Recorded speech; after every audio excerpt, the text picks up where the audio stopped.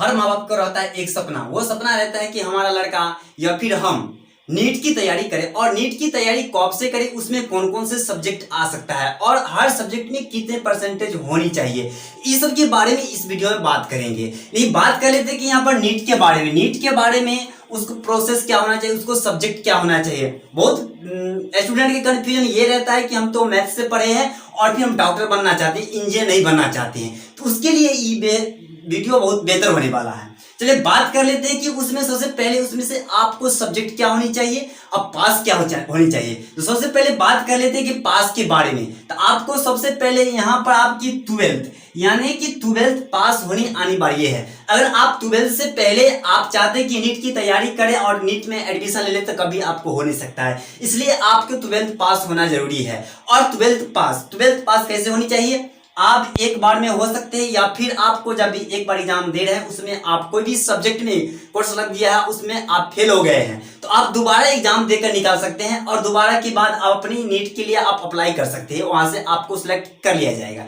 दूसरी चीज यहाँ पर है कि आपको कौन कौन सी सब्जेक्ट होना जरूरी है। तो आपको यहाँ पर है कि पीसीबी और ई, यानी कि पी से फिजिक्स, केमिस्ट्री और बायोलॉजी के साथ आपको इंग्लिश होना भी जरूरी है। अगर आपको पास एक्स्ट्रा इंग्लिश नहीं है तो आप नीट की एग्जाम में नहीं बैठ सकते हैं और उस नीट की तैयारी नहीं कर सकते हैं, इसलिए इंग्लिश भी होना जरूरी है। उसके बाद बात कर लेते हैं कि यहाँ पर आपको कितने परसेंटेज नंबर चाहिए। यहाँ पर होता है क्या कभी कभी कि आप जब भी फिजिक्स और केमिस्ट्री पढ़ रहे हैं उसके साथ आप बायोलॉजी नहीं पढ़ रहे हैं और मैथ पढ़ रहे हैं, साथ में हिंदी इंग्लिश ले रहे हैं और बायोलॉजी नहीं पढ़ते हैं, तो वहां पर आप चाहते हैं कि डॉक्टर की तैयारी हम कैसे करें और हम कोई इंजीनियर बनना है, तो आप यहाँ पर नेक्स्ट टाइम में क्या है कि आप बायोलॉजी लेकर आप तैयारी कर सकते हैं। उसके बाद है कि यहाँ पर जनरल EWS में जब भी है उस कैटेगरी में, तो उसमें आपको 50% होनी चाहिए। अगर आपको इससे कम है तो आपको वहां पर सिलेक्ट नहीं किया जाएगा और वहां पर एडमिशन नहीं ले सकते हैं।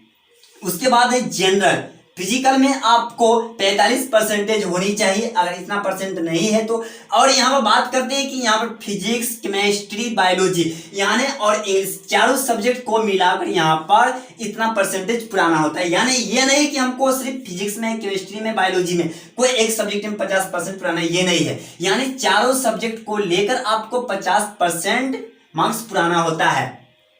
उसके बाद इसमें जनरल फिजिकल में आपको 45% इसी तरह पुराना पड़ता है। उसके बाद जो आता है यहाँ पर कि ओबीसी, SC, ST, इसमें आपको अगर 40% भी आता है परसेंटेज, तो इसमें आपको सिलेक्शन कर लिया जाएगा। तो यहाँ पर आपको यहाँ पर तो हो गया आपको कैटेगरी, कौन कौन सा कैटेगरी कितने मार्क्स के लिए जरूरत होती है।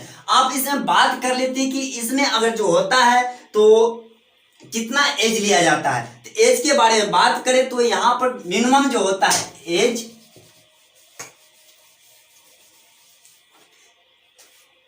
अगर आप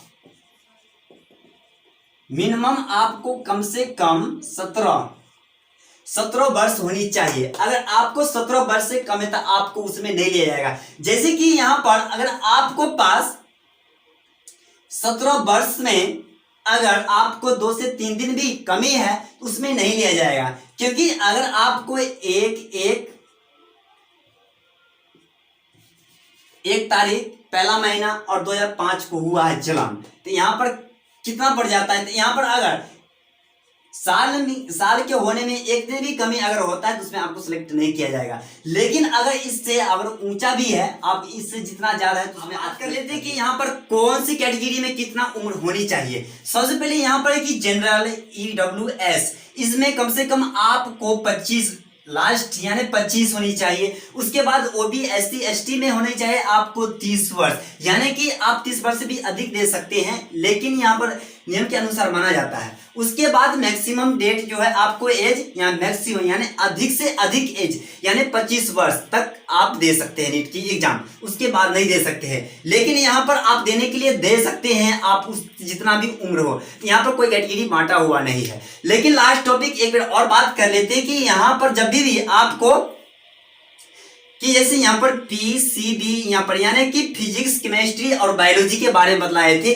उसमें आप एक्स्ट्रा में यहाँ पर मैथ ले चुके हैं और आप चाहते हैं कि डॉक्टर की तैयारी करना और इंजीनियर बनना नहीं चाहते हैं, यानी फिर मैथ का प्रोफेसर नहीं बनना चाहते हैं, तो आप एक्स्ट्रा में इसके साथ बायो कर सकते हैं।